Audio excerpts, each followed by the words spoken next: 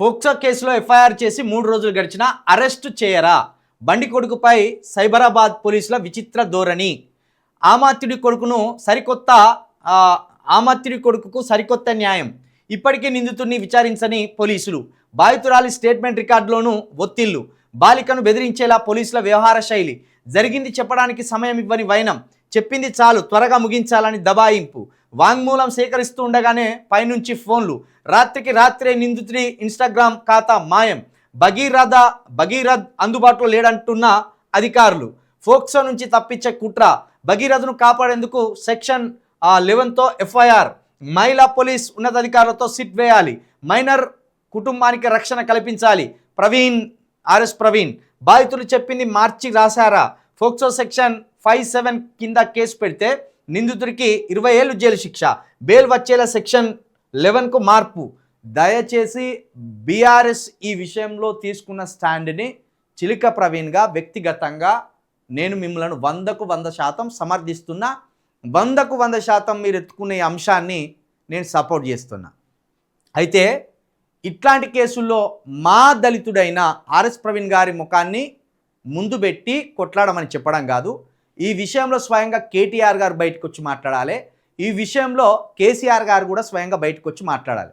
ఇంత పెద్ద అంశంలో దళితుడి పవర్ను వాడుకోవాలని, మాదిగ వారి పవర్ను వాడుకోవాలని, మాదిగ వారి భుజాల మీద తుపాకీని పెట్టి ఈ కేసును ముందుకు తీసుకుపోవాలని బీఆర్ఎస్ చేస్తున్న కుతంత్రాన్ని మాత్రం తిప్పి కొడుతున్నా.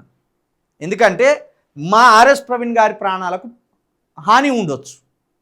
ఎందుకంటే చాలా బలమైన ఆధారాలు, బలమైన గొంతుతోటి అక్కడ ఆర్ఎస్ ప్రవీణ్ గారు మాట్లాడుతున్నారు, ఇక్కడ చిలుక ప్రవీణ్ మాట్లాడుతున్నాడు.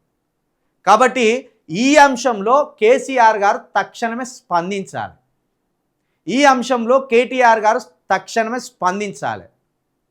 బండి సంజయ్ గారి విషయంలో, ఈ ఫోక్సో విషయంలో, వాళ్ళ కొడుకు విషయంలో ఇదే బీఆర్ఎస్ అధినేతలు కేసీఆర్ గారు, కేటీఆర్ గారు మంచిగా చల్లగా ఎండాకాలం పూట ఏసీల ముందు వండుకొని సేద తీరకుండా ఈ కేసు మీద అర్జెంటుగా కేసీఆర్ గారు స్పందించాలి, కేటీఆర్ గారు స్పందించాలి.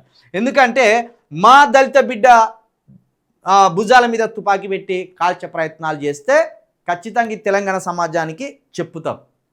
ఇక రెండోది, 48 గంటలైనా నిందితుడిని ఎందుకు పోలీసు వారు అదుపులోకి తీసుకోలేదు? రాష్ట్ర ప్రభుత్వంలో హోంశాఖ మంత్రిగా ఉన్న రేవంత్ రెడ్డి గారు దీనికి సమాధానం చెప్పాలి. మామూలుగా ఫోక్సో కేసుల్లో అమ్మాయిని టచ్ చేస్తేనే, ఇట్లా టచ్ చేస్తేనే, మైనర్ అమ్మాయి భుజాల మీద చేయేస్తేనే, ఆఖరికి సొంత తాత కూడా, సొంత తండ్రి కూడా అమ్మాయి అనుమతి లేకుండా మైనర్ బాలికను భుజాల మీద చేయేస్తే మైనర్ బాలిక వచ్చి చెప్పితే వెంటనే అదుపులోకి తీసుకొని అరెస్ట్ చేసి జైల్లో వేస్తారు. మరి అంతటి భయానకమైన ఆ ఫోక్సో కేసులో, అంత పవర్ఫుల్ ఫోక్సో కేసులో ఒక కేంద్ర మంత్రి కొడుకు గారిని ఈ రాష్ట్ర ప్రభుత్వం ఎందుకు కాపాడుతున్నది? స్వయంగా అమ్మాయి తల్లిదండ్రులు అందరూ వచ్చి కేసు పెట్టినప్పటికీ దీని మీద విచారణ జరగకుండా అబ్బాయిని పోలీస్ స్టేషన్కి పిలిచి విచారించి అదుపులోకి తీసుకోకుండా ఎందుకు ఈ తత్సరం చేస్తున్నారు? ఇది చెప్పాలి. పైగా ఫోక్సోలో ఎక్కడ కూడా ఫోక్సో ఇది సెక్షన్ 11 పెట్టారు. అమ్మాయిని చూస్తేనో, అమ్మాయిని టచ్ చేస్తేనో ఈ సెక్షన్ 11 వర్తిస్తుంది. అమ్మాయితోటి తిరిగితే, అమ్మాయితోటి శారీరకంగా కలిస్తే, అమ్మాయిని బలవంతం చేస్తే ఇక్కడ ఆర్ఎస్ ప్రవీణ్ గారు చెప్పిన 57 సెక్షన్లు వర్తిస్తాయి. దాని కింద ఒక 20 ఏళ్ళు 25 ఏళ్ళు జైల్లో వేస్తారు. కాబట్టి తక్షణమే బండి సంజయ్ గారి కొడుకుని అదుపులోకి తీసుకోవాలి. అదుపులోకి తీసుకొని ఆ ఎఫ్ఐఆర్ కింద ఆయనను అరెస్టు చేయవలసిందే. మనకొస్తున్న ప్రాథమిక సమాచారం ప్రకారం మోడీ గారి సభను దృష్టిలో పెట్టుకొని రేవంత్ రెడ్డి గారు బండి సంజయ్ గారి కొడుకు మీద చర్యలు తీసుకోలేదు అనే ఒక వార్త ప్రచారంలోకి వస్తున్నది, కొంత సమాచారం అందుతున్నది.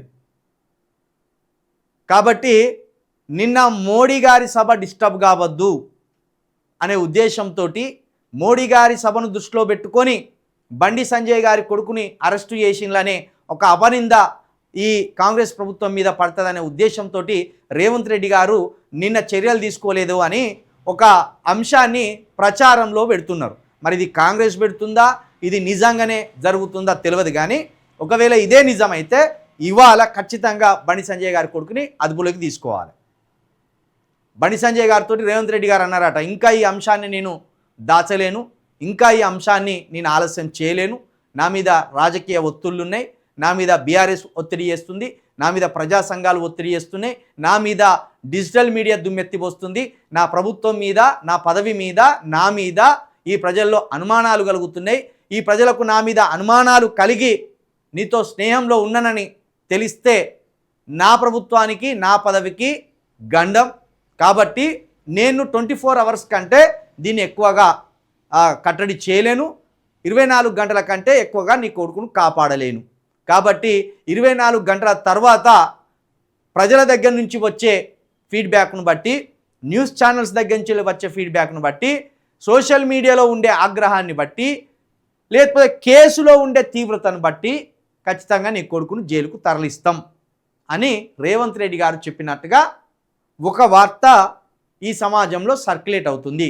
ఇది ఒకవేళ నిజమైతే మంచి నిర్ణయమే, నిజం కాకపోతే మాత్రం ఖచ్చితంగా రేవంత్ రెడ్డి గారి ప్రభుత్వానికి ఈ మలినం అంటుతుంది అనేది కూడా మీరు అర్థం చేసుకోవాలి.